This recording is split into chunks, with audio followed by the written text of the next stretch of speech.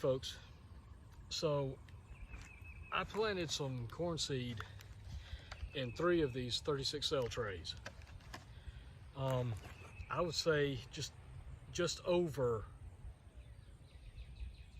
a half of it actually came up. So that's kind of disappointing. I think there's 37 plants in total. And the problem is corn is a cross-pollinator, it's a wind pollinated, which requires a thick stand and the wind blowing across it to pollinate. I don't have enough for that. So I'm going to try an experiment. Now, most people are familiar with something called the Three Sisters Garden, which is a Native American form of gardening where you plant corn, beans, and squash together. But what a lot of people don't realize is there's an additional step to that. So I'm going to try a variation of that. I'm only going to plant corn here, but I'm going to use the fertilization method that the Native Americans used to see how that does. Because I've got plenty of beans planted right down here. I don't see the need in planting any beans here, and I've got squash over there as well. And this is simply an experiment to try to use and hopefully have some production out of the few plants that I had that sprouted. So traditionally, the Three Sisters Garden was started with a mound of dirt, a large mound of dirt, like 10, 12 feet square. And they would bury anywhere from 4 to 7 fish in the ground right in the center. And then they would plant the corn around that. And then as the fish decomposed, it would feed the corn and help it grow. So my thought is, since I've only got 37 plants, I'm going to try, hold on one second folks, I got somebody stopping by. Sorry about that. So I've only got 37 plants, so I figure I want to experiment and do 2 small mounds or 2 small circles similar to the Three Sisters. The only difference being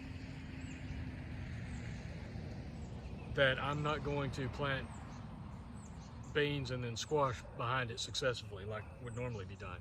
And since I don't have any fresh fish, freshly caught fish, I'm going to use some sardines. So this is going to be an experiment. I've got 2 rows of corn seed I've planted here of a different variety. These are already up. So again, this is just an experiment. If I get anything out of it, great. If I don't, I've learned something. So what I'm going to do is I'm going to dig a hole here and a hole here, and I'm going to put open up one can of each of these sardines and put in each hole. And then I'm going to cover it over, and then I'm going to divide the plants in half and plant them around that. And then we're going to see what the results are from that. So I'm going to start right over here.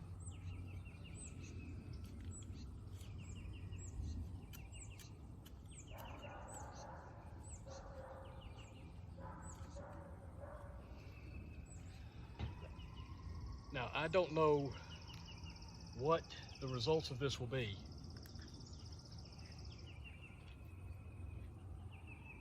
All right, so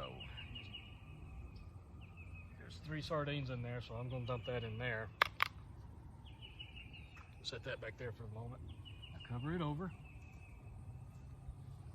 And then I'm just going to start planting around that, mounding it up a little bit.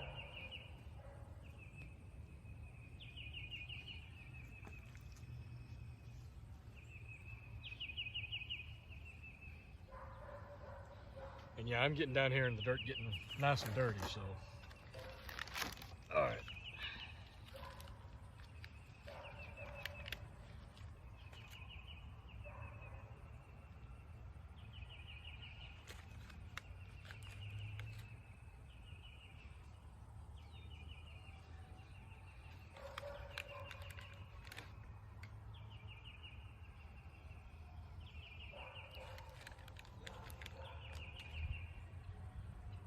I'm hearing a lot of sirens.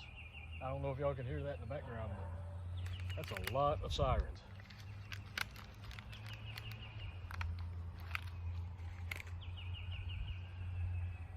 So I'm thinking about doing one little circle and then doing more around it, since I'm going to have about 18 or so in each circle. You folks hear that? Man, that's loud.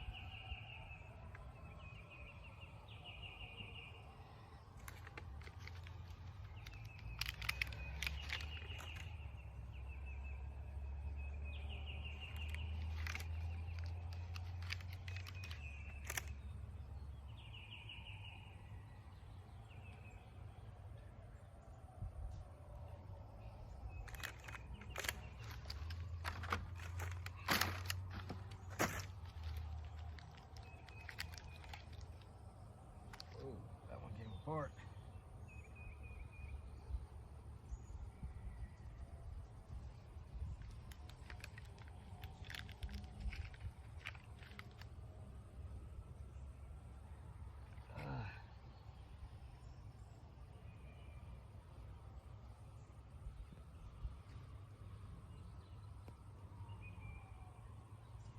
Okay.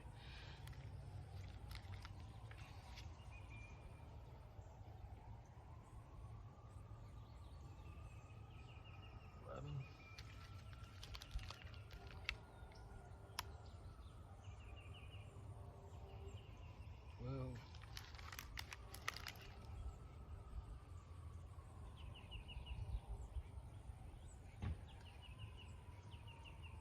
13.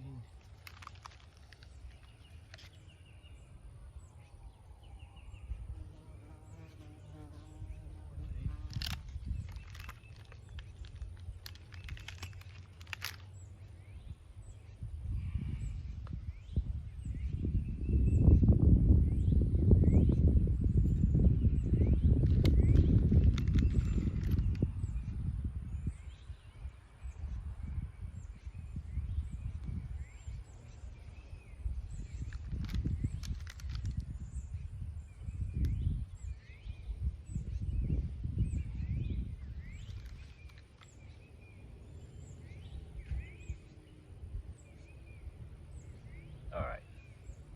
So that's 18 plants in that circle.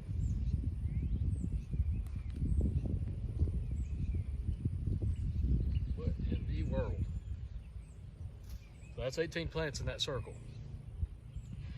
That leaves me 19, so I'm going to move over here and do that again.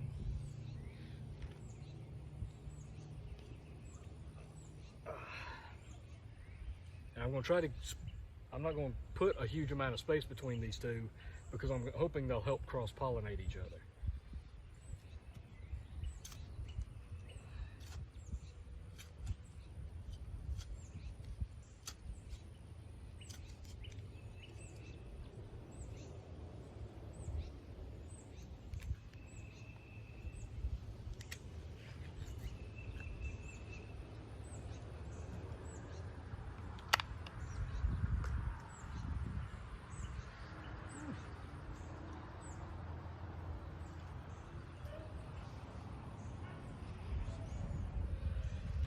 All right, now for the rest of it.